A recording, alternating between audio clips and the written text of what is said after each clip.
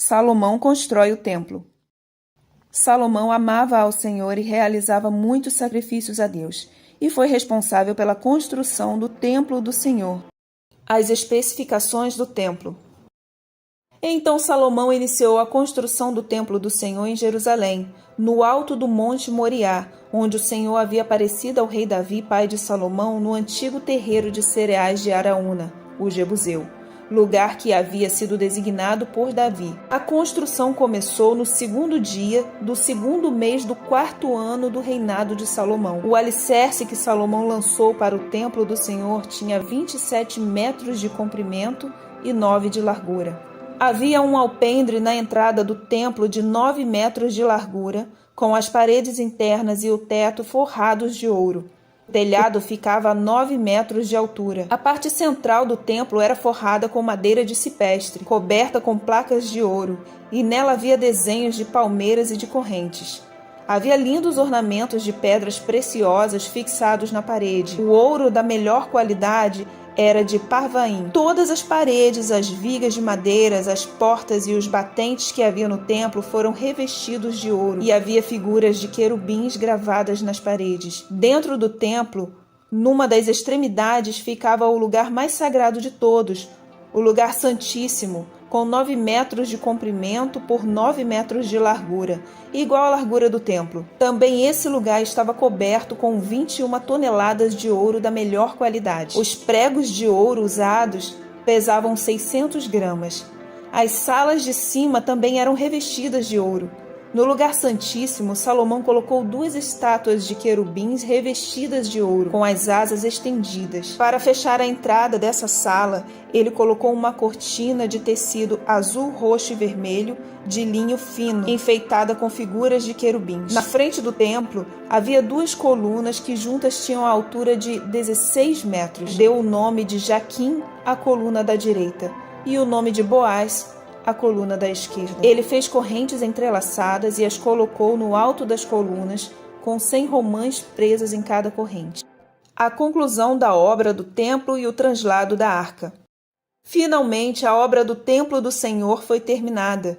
Então Salomão trouxe as ofertas que seu pai Davi havia dedicado ao Senhor. Elas foram guardadas em salas do tesouro do templo de Deus. Então Salomão reuniu em Jerusalém todas as autoridades de Israel e todos os líderes das tribos e dos grupos de famílias de Israel para a cerimônia da mudança da arca da aliança do Senhor, que estava na cidade de Davi, para o seu novo lugar no templo. Essa cerimônia se realizou com a presença de todos os homens de Israel no 7º mês, na festa anual dos tabernáculos. Diante das autoridades de Israel, os levitas levantaram a arca e a levaram com o tabernáculo, além de todos os utensílios sagrados do tabernáculo. O rei Salomão e toda a congregação de Israel que estava ali reunida ofereceram sacrifícios de ovelhas e de bois diante da arca. Era tão grande o número de animais que nem se podia contar. Os sacerdotes carregaram a arca da aliança do Senhor para a sala do interior do templo, o lugar santíssimo, e a colocaram debaixo das asas dos querubins. As asas dos querubins se estendiam sobre a arca e cobriam a arca e as suas varas de madeira que serviam para carregá-la. Não havia nada dentro da arca além das 2 tábuas de pedra que Moisés havia colocado ali quando esteve no Monte Horebe,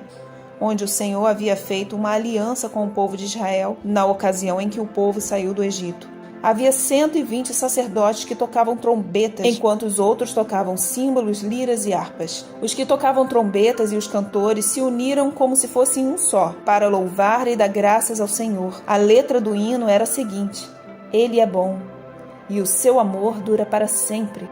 Naquele momento desceu uma nuvem e encheu o templo do Senhor, de modo que os sacerdotes não puderam continuar o seu trabalho, pois a glória do Senhor encheu a casa de Deus.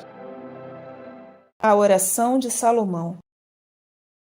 Salomão estava em pé diante da congregação do povo, diante do altar do Senhor, se ajoelhou, levantou os braços para o céu e fez esta oração: Ó Senhor, Deus de Israel, não há Deus igual ao Senhor nos céus e na terra. O Senhor é Deus que guarda sua aliança de amor com todos os que lhe obedecem de todo o coração e fazem a sua vontade. O Senhor cumpriu a promessa feita ao seu servo Davi, meu pai. Com a sua boca o Senhor a fez e com a sua mão o Senhor a cumpriu, como hoje se pode ver. E agora, ó Senhor, cumpra outra promessa feita ao seu servo Davi, meu pai, quando disse: seus filhos sempre reinarão sobre Israel. Sim, ó Senhor, Deus de Israel, por favor, cumpra também esta promessa feita a seu servo Davi. Mas será possível Deus morar na terra com os homens? Pois se mesmo os céus e o céu dos céus são pequenos demais para conter o Senhor, quanto menos esta casa que construí. Como desejo que o Senhor atenda a oração do seu servo, ó Senhor meu Deus. Escute a minha oração e atende os meus pedidos que faço hoje. Olha de dia e de noite para este templo, o lugar que escolheste para nele ser adorado. Ouve-me quando eu orar com o rosto virado para este lugar. Escute as minhas orações e as orações do teu povo quando eles orarem com o rosto virado para cá. Sim, da tua casa no céu, ouve-nos e perdoa-nos. E ofereceu a Deus muitos holocaustos. E então o Senhor apareceu novamente a Salomão e lhe disse: eu ouvi a sua oração e o pedido que fez na minha presença. Declarei santo este templo, que você construiu como o lugar onde serei adorado para sempre. Eu tomarei conta dele e sempre o protegerei.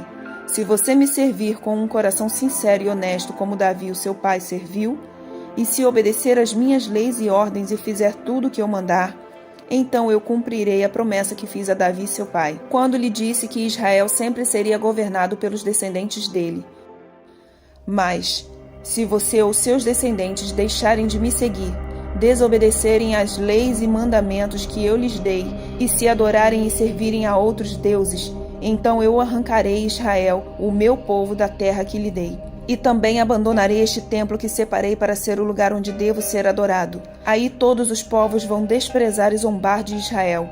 E este templo virará um monte de ruínas. E todos os que passarem por perto dele ficarão chocados e espantados e perguntarão: por que foi que Deus fez isto com esta terra e com este templo? E a resposta será: foi porque os israelitas abandonaram o Senhor seu Deus, que tirou os antepassados deles do Egito.